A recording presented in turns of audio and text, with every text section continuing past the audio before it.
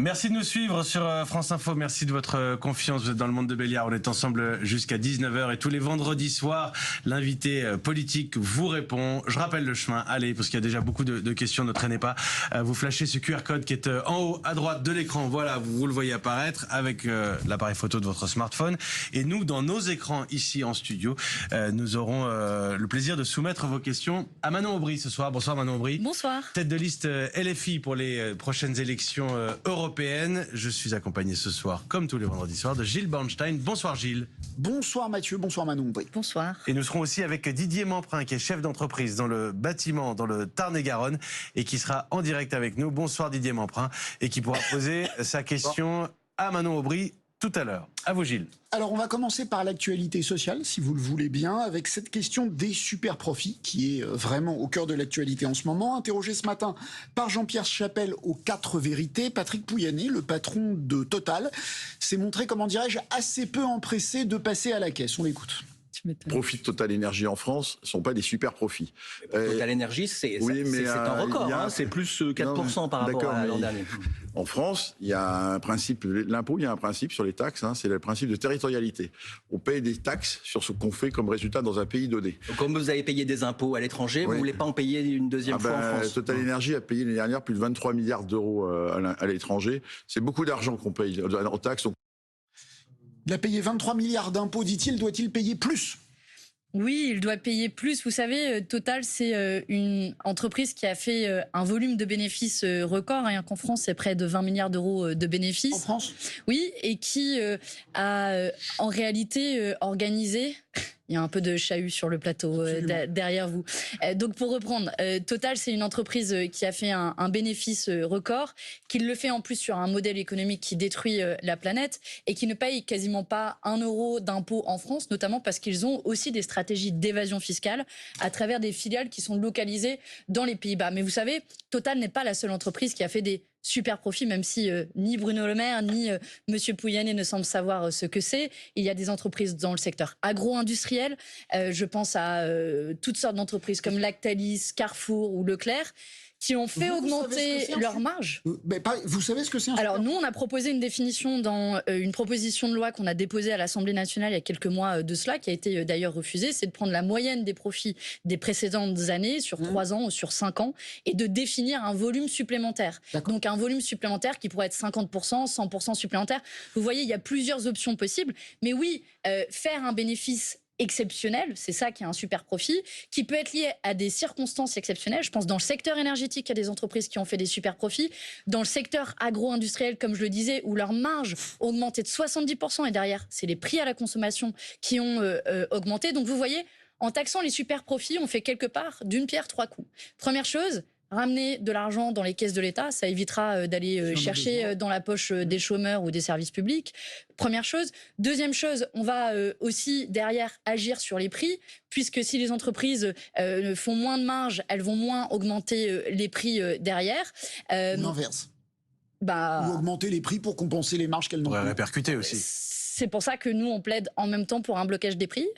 Et c'est notamment un blocage des prix des produits de première nécessité. Et je pense que c'est indispensable à ce stade. À l'heure où, finalement, le gouvernement fait la poche des chômeurs, pour moi, la priorité, c'est d'abord de faire la poche des profiteurs et des grandes entreprises. La poche des chômeurs sur la durée, pas sur le montant. Enfin, on en parlera.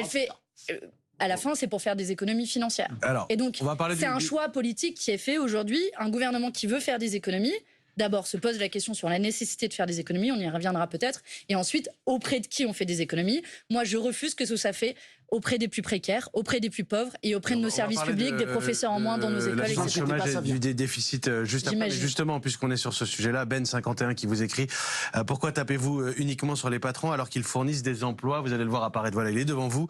Et ne critiquez-vous pas les personnes qui profitent des aides sociales sans aucune contrepartie? Alors, plusieurs choses. D'abord, les premiers pourvoyeurs d'emplois en France, ce ne sont pas les grandes entreprises dont on parle qui font des super profits, ce sont des petites entreprises, un réseau de PME, TPE, qui qui, elles, ne sont pas concernées par les super profits dont on parle, puisque c'est les grandes entreprises.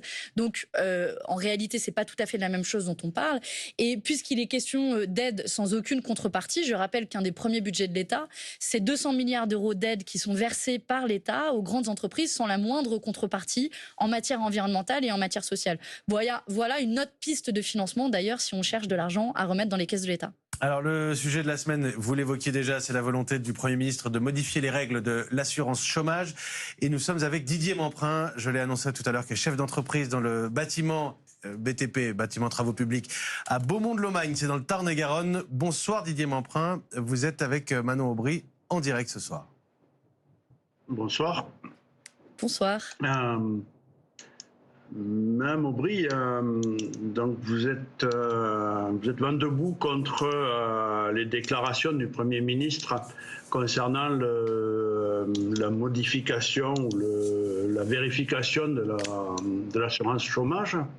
Une première question que j'aurais à vous poser, c'est est-ce que vous avez déjà été obligé d'embaucher des personnes, des salariés, oui, pour monsieur, comprendre la difficulté que l'on a? J'ai travaillé dans plusieurs associations dans lesquelles j'ai procédé à des recrutements et donc posté des offres d'emploi et cherché des gens à recruter, oui.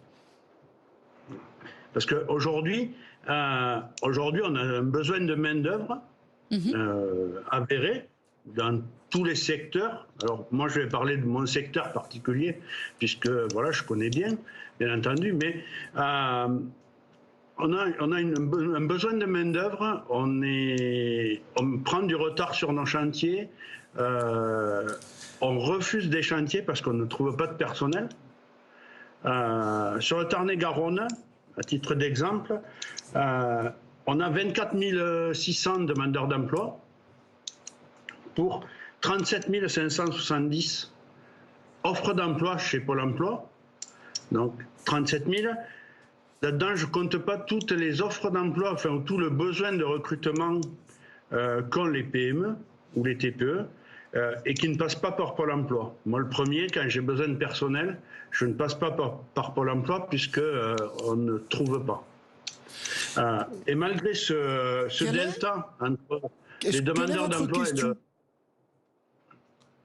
Quelle est ma question? Pourquoi on est vent debout par rapport à cette réforme et pourquoi on n'accepte pas que l'indemnité soit réduite pour inciter les chômeurs à retrouver de l'emploi, à reprendre un emploi? Alors, je précise que dans le projet je redis que dans le projet du Premier ministre, c'est pas l'indemnité. Enfin, il a dit qu'il n'était pas favorable à la réduction de l'indemnité, mais qu'il était effectivement favorable à ce que les chômeurs soient couverts moins longtemps. Donc la réduction de la durée de couverture, sachant qu'elle a déjà été réduite de 24 mois à 18 mois, et là ils envisagent de la réduire jusqu'à 12 mois, ce qui va en pratique jeter des centaines de milliers de personnes dans la précarité. Ce sont plus de 400 000 personnes qui du jour au lendemain pourraient se retrouver sans indemnité chômage. Et monsieur, votre raisonnement, je pourrais être d'accord avec lui s'il y avait à l'échelon du pays autant d'offres d'emploi que de demandeurs d'emploi. Mais si on regarde à l'échelon de la France, pour une offre d'emploi, il y a plus de 300 demandeurs d'emploi. Donc la réalité aujourd'hui, c'est qu'il y a un déséquilibre. Et que si on ne crée pas de l'emploi, alors il y aura toujours autant de personnes au chômage. Et toutes les réformes successives, il y en a déjà eu plus de 3 depuis qu'Emmanuel Macron est au pouvoir, n'ont pas contribué en réalité à diminuer le chômage à l'échelon du pays. La seule conséquence que ça a créé, c'est créer de la pauvreté, créer de la trappe à pauvreté, créer des gens qui évidemment se retrouver au RSA. Vous savez, avec le RSA, c'est quelques centaines d'euros. On ne vit pas en France. On ne vit pas, on survit. On est largement en dessous du seuil de pauvreté. Donc tous les gens qui sont des demandeurs d'emploi, évidemment, qui préféraient non seulement avoir une indemnité, mais surtout travailler puisqu'ils gagneraient bien mieux leur vie. Vous dit Didier, en l'occurrence, puisqu'il parle depuis le Tarn-et-Garonne, et je vais vous redonner la parole dans un instant, Didier Memprin, c'est qu'il y a quasiment, j'ai plus les chiffres que vous donniez, Didier Memprin, quasiment autant d'offres que de demandeurs. Mais je viens de vous le dire, à l'échelon du pays, vous pourrez vérifier ces chiffres. Je suis sûre que vous avez des journalistes très compétents pour cela à France Info. C'est environ une offre d'emploi pour plus de 300 demandeurs d'emploi. De la DARES, je ne sais pas ce que j'ai vérifié hier ou avant-hier, il y a 300, 15, entre 300, oui, près de, non, voilà, un peu plus, 350 000, voilà. Entre 300 et 400 000 offres non pourvues. Oui, bien sûr qu'il y a des offres non pourvues, mais il y a des offres non pourvues parce que soit les salaires sont trop bas, soit les compétences ne sont pas adéquates. Et donc, aujourd'hui, mettre en comparaison 300 000 offres d'emploi versus les millions de travailleurs dans notre pays, vous pouvez prendre les travailleurs indemnisés, mais aussi les travailleurs plus généralement inscrits à Pôle emploi. On est aujourd'hui à plus de 3 millions de personnes. Donc, vous voyez bien qu'il y a un ratio qui est complètement disproportionné. Et ce n'est pas vrai qu'en diminuant la durée ni le volume d'indemnité, vous allez augmenter le taux d'emploi dans notre pays. Discuté. On a des preuves empiriques. Il y a eu 3 réformes successives qui ont diminué à la fois la durée et le montant des indemnités du chômage. Non, le chômage est quasiment stable. Après, ça dépend comment vous comptez le chômage. Et il y a tout un débat sur le sujet. Mais vous avez aujourd'hui dans notre pays plusieurs millions de personnes qui sont sans emploi et qui vivent en situation de pauvreté. Vraiment, j'insiste là-dessus. J'invite Gabriel Attal, Emmanuel Macron à venir vivre, ne serait-ce qu'un mois, dans la situation d'indemnité de chômage. Vous touchez pas votre salaire en entier, c'est pas vrai. Par ailleurs, c'est des cotisations que vous avez payées au moment où vous étiez salarié. C'est un système assurantiel, l'assurance chômage. Franchement, cette image qui consiste à penser que quand vous êtes chômeur, vous êtes privilégié ou vous êtes assisté, elle m'est insupportable parce que cette situation de chômage et donc de pauvreté qui va avec est insupportable pour des millions de gens dans notre pays. Didier Mamprin, toujours en ligne avec nous. Oui, toujours en ligne. Je ne suis pas complètement d'accord avec vous. Je vais vous raconter juste une petite anecdote. Alors, je vais faire un cas particulier. Ce n'est pas une généralité. Mais ça m'est arrivé cette semaine. C'est pas vieux, ça m'est arrivé cette semaine. Mardi après-midi, je reçois un candidat pour embaucher. Je l'embauche, je lui propose un CDI. Ce monsieur vient travailler mercredi matin. Jeudi soir, ce monsieur me dit « J'arrête, je préfère aller faire à la saison pour ramasser des melons, en l'occurrence. Comme ça, je vais recharger mes droits de chômage et j'attendrai l'année prochaine pour reprendre un travail. » C'est tout frais, tout neuf du vécu cette semaine. Bien entendu, c'est un cas particulier. Mais c'est des cas particuliers qui se répètent quand même sensiblement. Merci beaucoup Didier Mamprin. J'ajouterai, Manon Aubry, pour que vous puissiez répondre, une autre question qui nous est arrivée ce soir, celle d'Éric qui vous demande tout simplement, 1 an pour trouver du boulot, c'est déjà pas mal, non ? Peut-être qu'Éric, je lui souhaite de ne pas avoir eu souvent à chercher du travail. Moi, je peux vous raconter d'autres histoires de cas particuliers. Par exemple, cette semaine, j'étais en déplacement à Amiens sur une entreprise qui s'appelle Metex, où près de 300 salariés sont menacés de licenciement parce que l'entreprise est menacée de fermeture. Pourtant, c'est une entreprise qui produit un acide aminé stratégique pour la production de médicaments comme l'Aspégique, donc assez central en plus en matière de souveraineté industrielle. Et aller dire à ces ouvriers qu'ils vont retrouver du travail dans 1 an, dans l'année qui suit. Les ouvriers que j'ai entendus, ils m'ont dit, mais vous savez, ça fait 15 ans, 20 ans qu'on travaille ici. Le bassin d'emploi dans la région d'Amiens, dans la région de la Somme, est complètement désœuvré. Personne ne conteste qu'il y a des gens qui cherchent, en général, les gens cherchent du travail et que beaucoup, certains en tout cas, ont du mal à en trouver.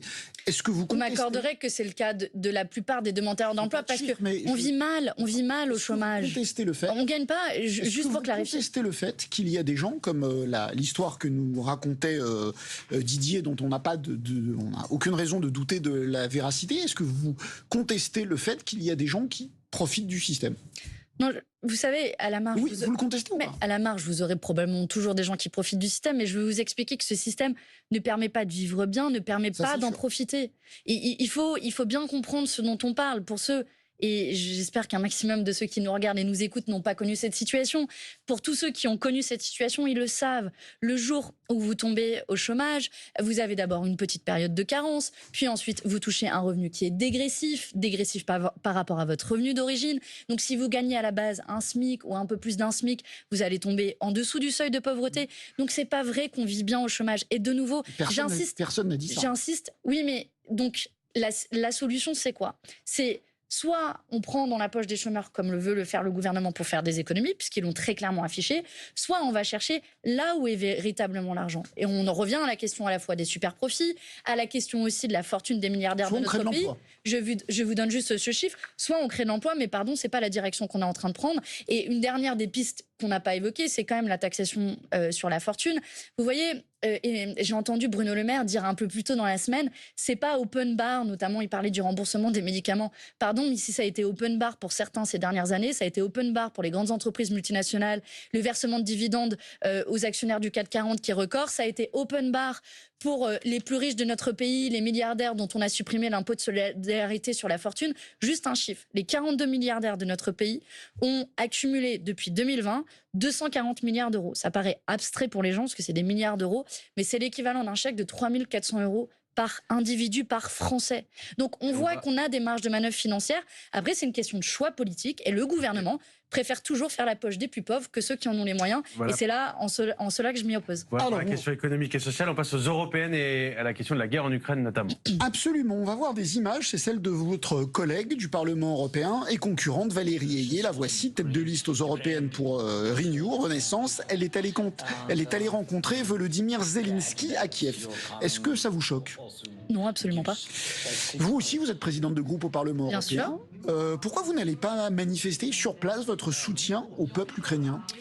Nous avons eu plusieurs occasions de manifester notre soutien. Nous avons reçu le président du Parlement. Nous avons reçu aussi Volodymyr Zelensky au Parlement européen. Mon collègue Younous Omarjee, qui est numéro 2 sur ma liste, s'est rendu à plusieurs reprises en Ukraine, notamment parce qu'il préside la commission du développement régional qui fournit une partie des fonds d'aide à l'Ukraine. Donc je vais vous dire, je suis assez à l'aise parce que notre soutien a été plein et entier au Parlement européen. Mais vous n'avez pas prévu d'aller à Kiev ? J'ai pas prévu d'aller à Kiev parce que j'ai pas reçu d'invitation là spécifique, mais on a eu des occasions, je vous ai dit, mon groupe de s'y rendre. Et au Parlement européen, nous avons voté plus d'une trentaine de textes en soutien à l'Ukraine, y compris récemment un soutien financier de 30 milliards d'euros à l'Ukraine. Donc notre soutien est plein et entier. Justement, Manon Aubry, vous prenez votre position sur le conflit et ces votes-là, vous les avez rappelés. Je voudrais simplement quelques précisions. Est-ce que vous êtes favorable à la livraison d'armes à l'Ukraine ? Et si oui, toutes les armes ? Je suis favorable à la livraison d'armes à l'Ukraine à quelques conditions, si vous me le permettez. La première, c'est que ce soit discuté démocratiquement, c'est-à-dire qu'on puisse décider et qu'on puisse voter et acter. La deuxième, c'est que ça n'affaiblisse pas les stocks. Oui. Vous dites que ça doit être voté au Parlement. Les Insoumis voteraient oui au Parlement ? Je n'ai pas fini mes conditions. Donc, si les conditions sont réunies, ma réponse finale est oui. Donc, Et votre première condition était à condition que ça soit décidé qu'il y a un débat démocratique. Donc, il est logique que je vous demande si Oui. Ma deuxième condition, c'est que ça n'affaiblisse pas les stocks stratégiques français. Oui. Donc se pose la question du volume que l'on envoie et du volume qui reste, parce qu'on a besoin d'une forme de dissuasion et ça fait partie de l'outil militaire français. Et la troisième condition, c'est que... c'est nucléaire, il n'est pas question de leur fournir des... Non, mais même en termes de stock, vous le savez, au vu du volume d'obus qui est nécessaire en Ukraine versus le volume que l'on produit, vous savez comme moi que ce n'est pas suffisant le volume produit par la France. Du coup, la réponse est non. Attendez, si vous me permettez. Et la troisième condition, c'est que ces armes ne servent pas à toucher directement le territoire russe, faute de quoi nous serions co-belligérants, et donc ça veut dire que la France serait partie prenante. Ces conditions, Monsieur Banchel, je termine juste, ces conditions ont été réunies à plusieurs reprises dans des textes au Parlement européen, qui ont fait que j'ai voté en faveur de l'envoi d'armes militaires, puisque ces conditions étaient réunies. Les armes que livre la France, les missiles à longue portée, ça ne vous pose pas de problème ? Je vous ai dit, dans la mesure où ça ne touche pas directement le territoire russe, sinon quoi ? Sinon, nous deviendrons co-belligérants directs. Le gouvernement... Pas mécaniquement, c'est pas parce qu'on donne des armes et qu'elles sont utilisées d'une certaine manière après nous d'écoles et si on touche, c'est normal, c'est la loi de la guerre. Si vous êtes partie prenante à un conflit, c'est-à-dire que des obus ou des armes que vous financez directement font que à la fin ça touche le territoire russe, et évidemment vous devenez co-belligérant. Ce sont les conditions édictées par le gouvernement français pour les armes qu'il fournit, de ne pas s'en servir pour toucher le territoire russe. Donc je vous demande, est-ce que ce choix qu'a fait la diplomatie française, est-ce que vous l'approuvez ? Mais je vous l'ai dit, si ces conditions sont réunies, donc, oui. Non, si ces conditions, vous n'êtes pas d'accord. Vous n'êtes pas d'accord entre vous. Non, mais par rapport à la deuxième condition que vous aviez fixée, c'est-à-dire notre stock stratégique et la capacité de production. Mais du coup, ça dépend du volume. Du coup, la réponse est non. Non, ça dépend du volume. Ça dépend du volume. Donc, bien sûr qu'on peut en importer une partie sans mettre en danger notre capacité de défense. C'est normal qu'on défende notre souveraineté aussi. Mais évidemment, ce qui pose une question en filigrane, c'est en réalité notre capacité industrielle de production d'armement. Et nous, on a défendu un plan de coordination européen pour relancer une production au niveau européen. Pour dire les choses clairement, Raphaël Glucksmann lui dit par exemple que toutes les armes qu'on produit sans condition, doivent aller sur le front ukrainien. Vous n'êtes pas sur cette position-là. C'est clair. Les avions qu'ils réclament, il faut le leur donner ou pas? Mais c'est la même question, Monsieur Bornstein. On peut faire la liste exacte de chacun. Bien qu'il y a une ligne. Sur les avions, il y a une ligne de partage importante. Non, mais je vous ai listé notre ligne politique qui me paraît assez claire, avec des conditions politiques qui visent à la fois à soutenir le peuple ukrainien, sans affaiblir à la fois la souveraineté française, mais aussi la capacité de dissuasion, qui est, elle, essentielle pour retrouver le chemin de la paix, parce que je reste convaincue que le chemin diplomatique est le seul chemin. C'est cette ligne de crête, je vous l'accorde, elle est difficile. C'est facile de dire on va promettre des trucs qu'on va pas réussir à délivrer. D'ailleurs, la France, la première, n'a pas tenu, et ni l'Union européenne n'ont tenu les promesses qu'elles ont faites. Claire vous demande, est-ce que LFI est favorable à la priorisation de l'exportation d'armes à l'Ukraine? Vous avez répondu. Oui, pourquoi pas, dans la mesure où ça n'affaiblit pas de manière démesurée. Et pardon, mais la France, dernièrement, a aussi vendu des armes à qui? À Israël. Vous avez certainement vu cette enquête de vos confrères journalistes, où il y a plus de 100 000 têtes d'obus qui ont été vendues à Israël, qui s'en est servi pour massacrer le peuple gazaoui. Donc en termes de priorisation, ça me semble un peu plus prioritaire. Le premier point est attesté, le deuxième est contesté. Enfin, moi, je n'ai pas le premier point. La France a livré des armes, c'est un fait. Israël dément sans être servi. Mais vos confrères journalistes disent que ça a été utilisé en particulier dans l'événement qui a eu lieu dans le nord de la bande de Gaza, où des familles ont voulu accéder à une aide humanitaire et se sont retrouvées à se faire tirer dessus. Et on aurait retrouvé certaines de ces armes utilisées sur ce champ de bataille précis-là. Moi, là, c'est des informations que je tiens de vos confrères. Mais de nouveau, pour revenir à cette question, il y a quand même un paradoxe immense à faire de la France la complice du massacre en cours dans la bande de Gaza et à laisser l'Ukraine sans les munitions pour se défendre. Non, mais donc clairement, ça me pose problème. À suivre, moins d'armes en Israël et plus pour l'Ukraine. Vous nous emmenez sur le terrain du conflit au Proche-Orient. Manon Aubry, Emma Rafovitz, qui est 8e sur la liste de Raphaël Glucksmann, se trouve être la nièce du porte-parole de l'armée israélienne, Tsahal, Olivier Rafovitz. À cause de ce lien de parenté, elle est attaquée sur les réseaux sociaux et je précise au passage qu'elle rappelle sans cesse ses différences de vue avec son oncle. Voici quelques exemples de messages qu'elle a reçus, compilés par Libération. Israël n'est pas en Union européenne, retourne dans ton pays. La France est gangrénée par les punaises sionistes du CRIF. Sale race de Youpin. Message adressé à Emma Rafovitz, c'est ce qu'a publié Libération. Elle dénonce, elle, des comptes X et TikTok proches des Insoumis, relayés par la LFI Sphère. Voilà ce qu'elle dit précisément. Elle a raison, dit ce matin Raphaël Glucksmann. C'est Emma Rafovitz qui a raison et ma solidarité est totale, pleine, entière face au déferlement de haine qu'elle subit, que je subis, que d'autres subissent. Et dire toutes les divergences sont parfaitement légitimes, mais là, c'est pas des divergences de fond, c'est une attaque ad hominem, c'est une attaque, un procès par association et c'est finalement une essentialisation antisémite qui a lieu. Est-ce que vous condamnez les attaques dont est victime Emma Rafovitch? Oui, sans ambiguïté et sans détour. Ces insultes, ces menaces antisémites tombent sous le coup de la loi, sont des délits. Et je veux dire tout mon soutien sincère et chaleureux à Emma. On peut avoir des désaccords politiques par ailleurs, mais pour son engagement politique, on ne devrait jamais subir ce type de menaces. On ne devrait pas non plus en subir pour des liens familiaux. Elle n'est absolument pas responsable des positions politiques de son oncle. Maintenant, permettez-moi de contester l'association à la LFI Sphère ou je ne sais quoi d'autre. Vous pouvez prendre toutes mes déclarations, les déclarations des membres de mon mouvement. À aucun moment, nous n'avons insinué, proféré, dirigé des menaces à l'égard d'Emma Rafovitch. Vous savez, l'antisémitisme est un crime et un délit beaucoup trop sérieux pour ne pas le combattre de toutes nos forces. Contrairement à ce que dit Emma Rafovitz ou Raphaël Glucksmann qu'on vient d'entendre... Moi, je n'ai aucune preuve de cela. Et si c'était le cas, je le condamnerais avec beaucoup de fermeté. Mais je n'ai aucune preuve de cela à ce jour. Et il faudrait les exclure, si c'était le cas. Si c'était le cas, bien sûr, oui. C'est clair.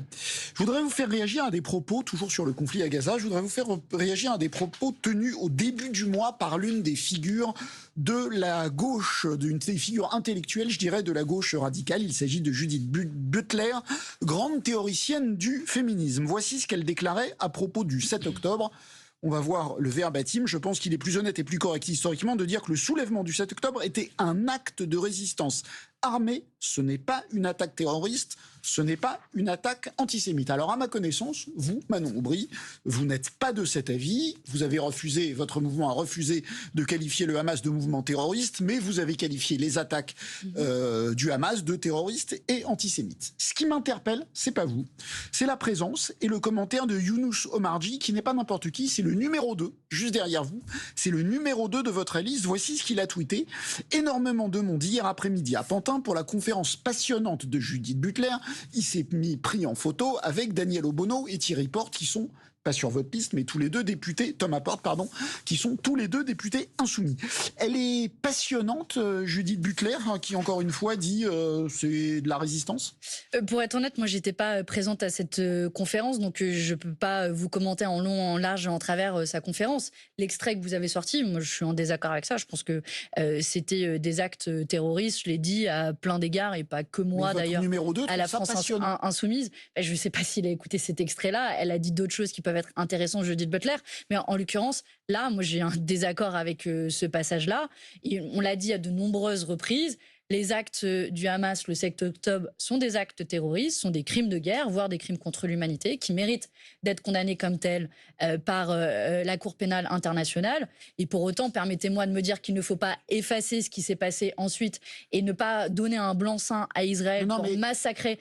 Non, mais je le dis. En l'occurrence, je le dis, je me permets, Monsieur Bornstein, puisqu'on a parlé beaucoup des attaques du 7 octobre là depuis 3 minutes, mais on ne parle pas de ce qui est en train de se passer à Gaza, où un peuple entier est en train d'être décimé. Il est mort à Gaza autant d'enfants en 4 mois qu'en 4 ans dans l'ensemble des conflits internationaux. Le Conseil de sécurité a enfin appelé un cessez-le-feu là il y a quelques jours et ça fait des mois que nous le demandons et maintenant il faut passer des mots aux actes. Il faut que la France, l'Union européenne prennent des sanctions à l'égard d'Israël, qu'ils suspendent l'accord d'association entre l'Union européenne et Israël et on en parlait un instant, qu'ils adoptent un embargo sur les armes. Sinon, faute de quoi, à la fois la France et l'Union européenne seront complices. Pardon, je vais insister, mais est-ce qu'on peut penser... mais je crois vous avoir répondu. Non, vous ne m'avez pas répondu. Si, je vous ai répondu. Peut-on penser que Judith Butler est passionnante et être sur votre liste ?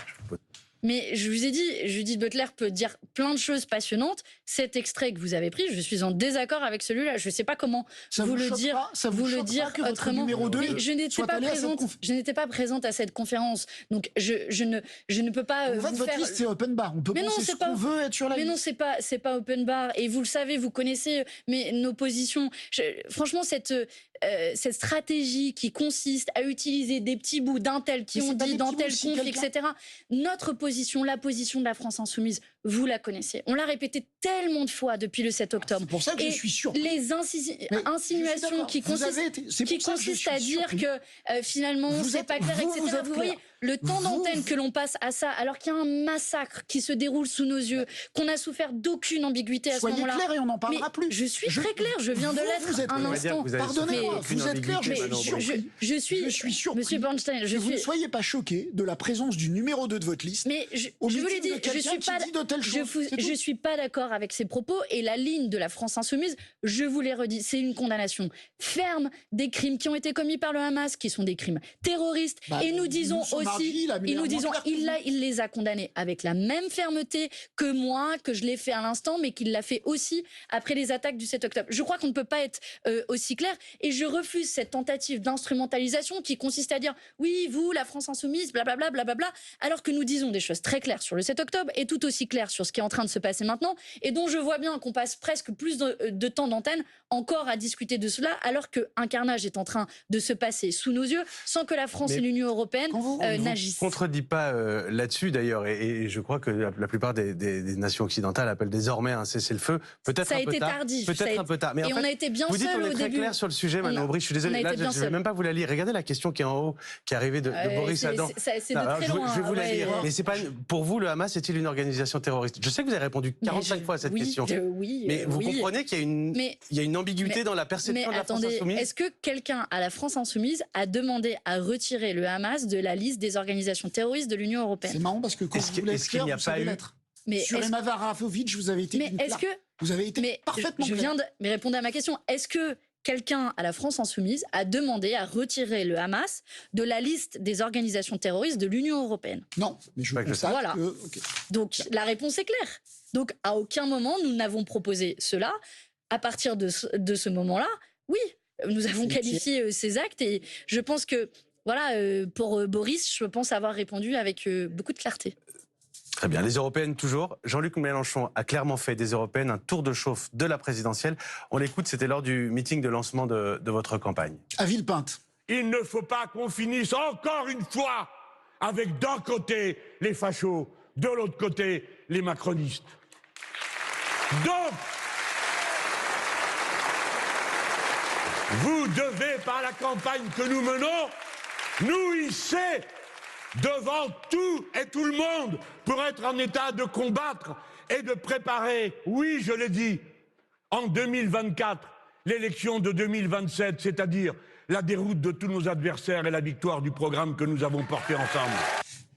Alors, si on comprend que si LFI est en tête le 9 juin, il faudra en tenir compte, ma question est la suivante. Si le PS est en tête le 9 juin, puisque c'est une préparation de l'élection présidentielle, est-ce qu'il faudra aussi en tirer des conclusions nationales ? La question qui nous est posée, c'est finalement l'après-Macron avec cette élection européenne, puisqu'on est en fin de règne d'Emmanuel Macron. On a l'extrême droite qui est en embuscade et qui est extrêmement forte, à 30% dans les sondages, je le nie pas. Et donc la question qui nous est posée, mais collectivement, si je peux me permettre, à gauche, c'est de savoir comment on construit l'après. Et j'entends Raphaël Glucksmann qui dit on construit l'après sans Jean-Luc Mélenchon et quasiment contre la France Insoumise. Et pour moi, c'est un immense retour en arrière. Qu'est-ce qu'ils veulent faire? Ils veulent répéter les erreurs de François Hollande, refaire de la social-démocratie qui dit « mon ennemi, c'est la finance, puis c'est mon meilleur ami », qui fait la loi travail, qui va repousser l'âge de départ à la retraite. C'est ça qu'ils veulent reproduire. Je comprends, mais si les électeurs de gauche décident de placer sa liste nettement devant la vôtre, est-ce que ça voudra dire quelque chose? En 2019, Yannick Jadot a fait 13% et vous connaissez son score à l'élection présidentielle, il a fait moins de 5%. Moi, ce qui importe pour moi, c'est comment on construit un regroupement qui soit le plus large et le plus clair possible. Le plus large sur un programme, j'aime bien vous les emmener, ce petit programme de la NUPES, c'est pas rien, il se trouve que c'est le programme commun sur lequel on a fait campagne tous ensemble, il y a 2 ans, aux élections législatives, qui nous a permis de remporter... C'est votre programme pour les européennes? Oui, alors il y a un chapitre qui porte sur les questions européennes, un chapitre entier qui est notre point de départ, complété par le chapitre des jeunes de la NUPES. On parlait d'Emma Marafovic, des jeunes socialistes, des jeunes aura votre communistes. Pour l'élection européenne du 9 juin. Vous avez déjà nos 15 principaux combats qui ont été publiés, donc n'hésitez pas à aller le regarder, comme le fait par exemple de s'opposer à l'ensemble des accords de libre-échange. Je préside au Parlement européen le seul groupe qui n'a voté aucun accord de libre-échange, comme celui de refuser les règles d'austérité qui imposent les coupes dans les services publics qu'on évoquait. Raphaël Glucksmann a dit ce matin qu'il avait voté contre tous les accords de libre-échange. Mais pas son groupe. Mais lui a voté contre. Mais pas son groupe. Mais quand il fait un argument de campagne, placez-moi en tête parce que le groupe social-démocrate peut arriver en tête au Parlement européen. D'abord, ce qu'il ne dit pas, c'est qu'il continuera de gouverner avec les libéraux et la droite parce qu'il n'y a pas un groupe qui a la majorité. Et la réalité, c'est que sous le mandat qu'on vient d'achever, ensemble, les sociodémocrates, donc le groupe socialiste européen, les macronistes et la droite ont adopté ensemble l'ensemble des accords de libre-échange, les règles budgétaires, l'austérité dont je vous parlais, la réforme du marché de l'énergie qui va faire augmenter les prix de l'énergie, le pacte asile, sans le vote mais des socialistes. Qu'ils en tirent les leçons et qu'ils quittent le groupe socialiste européen et qu'ils reviennent là-dessus, qui est le programme de la NUPES. Je veux dire, Raphaël Glucksmann, au moins il a le mérite de la cohérence, il a toujours été anti-NUPES. Moi je dis à toutes celles et tous ceux qui le regardent... il a été aussi toujours anti-libre-échange, enfin il a voté contre tous les accords de libre-échange. Il siège dans un groupe qui les écrit, ces accords de libre-échange, qui écrit les règles d'austérité. Sur sa liste voteraient comme vous. Je sais pas en l'occurrence, puisqu'il siège dans un groupe qui participe à écrire ces règles-là, il a dit qu'il n'exclurait pas de voter une partie du pacte asile-immigration, et c'est pour ça que Moi, ce qui m'intéresse, c'est, je me dis, j'imagine les gens qui nous regardent, je pense qu'il y a des gens de gauche, j'espère, qui regardent France Info et qui doivent se dire, franchement les gars, là, vous êtes tous avec votre course de petits chevaux entre 5 et 13% ou 8 et 10%, et devant il y a l'extrême droite qui caracole en tête, vous êtes complètement irresponsables. Et je veux leur dire... C'est pas nous qui avons dit, là, avec ce vote, prépare l'élection présidentielle, c'est Jean-Luc Mélenchon. Mais précisez... Dites-lui à lui. Mais c'est la raison pour laquelle on a demandé depuis le début une liste commune de la NUPES. Imaginez si au soir du 9 juin, on avait la NUPES ensemble, qui faisait 28-30% dans les sondages, voire qui arrivait en tête, c'était une autre histoire politique. Mais c'est une autre histoire, justement. Du tout avec je suis pas d'accord avec ces groupes politiques, mais c'est à eux de choisir. Est-ce qu'ils sont fidèles à ce programme de la NUPES ou est-ce qu'ils le trahissent? Oui, mais il y a un chapitre entier sur les questions européennes. J'entends complètement. Et c'était un programme pour gouverner ensemble. Si on gouverne ensemble, pardon, mais un gouvernement a plus de pouvoir sur la scène européenne que des simples députés européens. Bien sûr, mais vous avez perdu les législatives. Ah non, au premier tour, on arrivait en tête en termes de voix. Donc il y avait un potentiel énorme. Et je veux dire vraiment avec beaucoup de sincérité à tous ces gens qui nous regardent et qui se disent franchement, vous êtes des irresponsables. À vous qui êtes des orphelines et des orphelins de la NUPES, eh bien nous, on va continuer à se battre pour ce programme. On a rendu les conditions possibles. On a Damien Carême, député écologiste, qui est présent sur notre liste. Et oui, on va construire l'après parce que moi, je ne vais pas laisser le pays aux racistes et aux fachos et à l'extrême droite. Je ne vais pas refaire ce match-là, en tout cas. Mais je vous dis pourquoi moi je ne veux pas. On a appris, puisqu'on parlait de 2027, que Clémentine Autain s'y prépare. Est-ce que ça vous intéresse, Manon Bry? Il y a plein de très bonnes hypothèses dans nos rangs, ça tombe bien. C'est marrant, elle passe de la langue de bois à la réponse très franche d'un seul coup, Manon Bry. Mais non, mais franchement, enfin, quand aujourd'hui, on est à la France Insoumise, on défend ce programme-là, vous allez penser que je suis payée à chaque fois que je le montre, on défend ce programme-là et on a plusieurs candidats putatifs qui peuvent être candidats à l'élection présidentielle. Clémentine Autain fait partie des candidats. Mais oui, Clémentine Autain, François Ruffin, Mathilde Panot, moi aussi ça se trouve je vais me présenter. Enfin, je sais pas. Ah, vous avez envie? Allez, scoop ce soir. Jean-Luc Mélenchon, parce que Fofol nous écrit, c'est un pseudonyme très certainement, Fofol, on vous salue. Jean-Luc Mélenchon à la retraite, c'est pour quand? Faudra lui poser la question. Vous lui poserez cité des candidats potentiels, vous n'avez pas cité Jean-Luc Mélenchon. Non, Jean-Luc Mélenchon, évidemment, je veux dire, quand on a une force comme Jean-Luc Mélenchon qui a fait 22% à l'élection présidentielle, on aurait tort de s'en priver. Maintenant, admettez qu'on a un peu de temps et on a un problème de riches. Quand je vois les personnalités les plus populaires à gauche, ce sont que des insoumis. Donc on a un problème de riches. Le Parti socialiste n'a pas ce problème-là. Vous dites être attaché au programme de la NUP. On voit dans les personnalités que vous avez citées, il y en a qui peuvent rassembler toute la gauche. Manifestement, Jean-Luc Mélenchon, c'est plus compliqué. Est-ce que c'est un argument dont il faudra tenir compte? Monsieur Bornstein, Jean-Luc Mélenchon, il a créé la NUPES. Oui. Il n'était pas obligé de le faire. Il a fait 22% à l'élection présidentielle. Il aurait pu dire, allez, j'ai gagné le match, allez tous vous faire voir, je vous écrase, vous avez plus de groupe. Au lieu de ça, on s'est tapé 3 semaines de négociations jour et nuit. On a créé la NUPES. On a fait élire 151 députés. On a sauvé les autres groupes politiques. Et vous allez penser que le but, c'était de les écraser que le but, c'était pas de les réunir. Oui, bien sûr qu'on va continuer à réunir. On va fermer cette page politique. Je pense qu'il n'y a pas d'autre alternative que ça et on le fera. On va arrêter la course de petits chevaux, comme vous disiez, Manon Aubry, pour... Alors, je voudrais vous faire commenter une autre image. Eh bien, regardez cette bromance. Alors, bromance, c'est la contraction de brother et de romance entre Lula, l'un des modèles des Insoumis, et Emmanuel Macron, qu'on voit là avec le chef Raoni. Dites-moi, Lula, il vous trompe avec Macron, c'est moche, hein? Drôle de tromperie. Ce sont deux chefs d'État, c'est normal qu'ils se rencontrent. Oui. Ce qui me pose un peu plus problème, c'est que le président de la République soit favorable, notre président de la République française soit favorable à l'accord de libre-échange avec le Mercosur. Alors écoutez-le. Manon Aubry, on va l'écouter. Je vous fais vos lancements. J'ai l'oreillette, c'est pour ça. Je préfère mettre les pieds dans le plat devant cette Assemblée. Je me suis exprimé avec beaucoup de force pour dire que le Mercosur, tel qu'il est aujourd'hui négocié, est un très mauvais accord. Mais je pense que c'est un très mauvais accord pour vous et pour nous. Finissons-en avec le Mercosur d'il y a 20 ans. Bâtissons un nouvel accord qui soit à la lumière de nos objectifs, de notre réalité, c'est-à-dire un accord commercial qui soit responsable d'un point de vue de développement, de climat et de biodiversité. Vous l'avez convaincu, Manon Aubry? J'aimerais bien avoir ce pouvoir. Il a dit clairement, c'est un très mauvais accord. J'aimerais bien avoir ce pouvoir. TMA. La réalité, c'est que pour adopter des accords de libre-échange au niveau européen, il faut l'unanimité des États membres, donc l'accord de chaque État.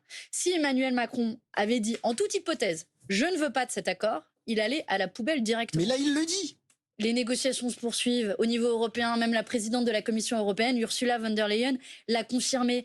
Vous le savez, mais je vous fais le scénario. Allez, je suis prête à prendre des paris. On est un vendredi soir, je suis prête à vous payer une bière. Si je perds, qu'est-ce qui va se passer sur l'accord de libre-échange? Il sait que c'est un sujet extrêmement sensible, que les Français y sont opposés. Il va gagner du temps. Va se passer les élections européennes, ils vont mettre 2-3 clauses dans l'accord pour dire vaguement on va respecter les accords de Paris, alors que vous le savez comme moi, importer du bœuf, du poulet, du Brésil, de l'autre bout du monde, dans un pays où 30% des pesticides qui sont autorisés là-bas sont interdits ici, c'est absolument incompatible avec le climat. Il n'a pas peur de dire qu'il est pour. Donc pourquoi là, il vous dit qu'il est contre? Pourquoi vous ne le croyez pas? Mais parce que moi je crois, vous savez, c'est quand il est pour, il le dit. C'est comme en amour, ce que je crois, c'est pas les déclarations, c'est les preuves d'amour. Et en l'occurrence, je viens de vous le dire, s'il était contre, il serait allé voir Ursula von der Leyen, la présidente de la Commission européenne, et il aurait dit: la France ne soutiendra pas l'accord avec le Mercosur, et les négociations se seraient arrêtées. Les négociations se sont poursuivies. La présidente de la Commission européenne, quand on lui a posé la question, nous l'a confirmé. Vous le savez comme moi que cet accord, il sera conclu à la fin. Bah non, moi je suis prête à prendre des paris. Les négociations se poursuivent. Pourquoi elles ne se sont pas arrêtées? Pourquoi? Parce que la réalité, c'est qu'ils vont nous le faire avaler dans quelques mois, parce que le dogme, la croyance absolue dans le libre-échange n'a pas de borne au niveau européen. Et c'est pas seulement le Mercosur. Il y a quelques mois, on a voté un accord de libre-échange avec la Nouvelle-Zélande. Il y a quelques semaines avec le Chili, avec le Kenya, et à chaque fois, c'est la même logique. Il va falloir m'expliquer quel sens il y a à importer du lait, de la viande, des fruits, des légumes, des 4 coins du monde, alors qu'on en produit ici. C'est une aberration écologique, c'est une aberration pour les agriculteurs, et c'est une aberration démocratique puisqu'il passe en force sur le CETA. Simplement, puisqu'il nous reste assez peu de temps, une dernière question qui est arrivée, c'est celle de Xavier, qui vous écrit: USA, Uruguay, Canada, Malte et maintenant l'Allemagne. Tous ces pays ont légalisé un circuit de production-vente légale de cannabis. Quelle est votre position sur cette politique anti-prohibitionniste? Merci Xavier de me faire prononcer ce genre de mots, anti-prohibitionniste. Vous avez très bien fait. J'y suis favorable. Ça fait des années que l'on défend la légalisation du cannabis. Il y a plusieurs propositions de loi, d'ailleurs certaines transpartisanes, qui ont été déposées à l'Assemblée nationale. Je pense que ça permettra de mieux canaliser, contrôler les circuits, et surtout de mieux contrôler et canaliser les forces de police pour là où elles sont le plus nécessaires, c'est-à-dire la lutte contre la criminalité notamment. Légalisation, ça veut dire avec, d'une certaine manière, comme pour le tabac, avec une création, avec une commercialisation contrôlée par l'État, sur lequel l'État toucherait de la TVA, etc. Exactement. Moi, je préfère un circuit qui est contrôlé par l'État, qui est géré par l'État, plutôt qu'un truc complètement obscur qui profite à un certain nombre de narcotrafiquants, etc. Je préfère que ce soit dans un cadre qui soit contrôlé. Vous savez, le tabac est pas forcément très bon pour la santé, et pour autant, il est légal, mais il est contrôlé. Et je pense que c'est cette voie qu'il faut suivre. Vous allez aller manger du chocolat maintenant? Vous avez vu que je me suis retourné discrètement pour voir si l'invité suivant était arrivé. Je vais quand même remercier Manon Aubry, tête de liste de la France Insoumise.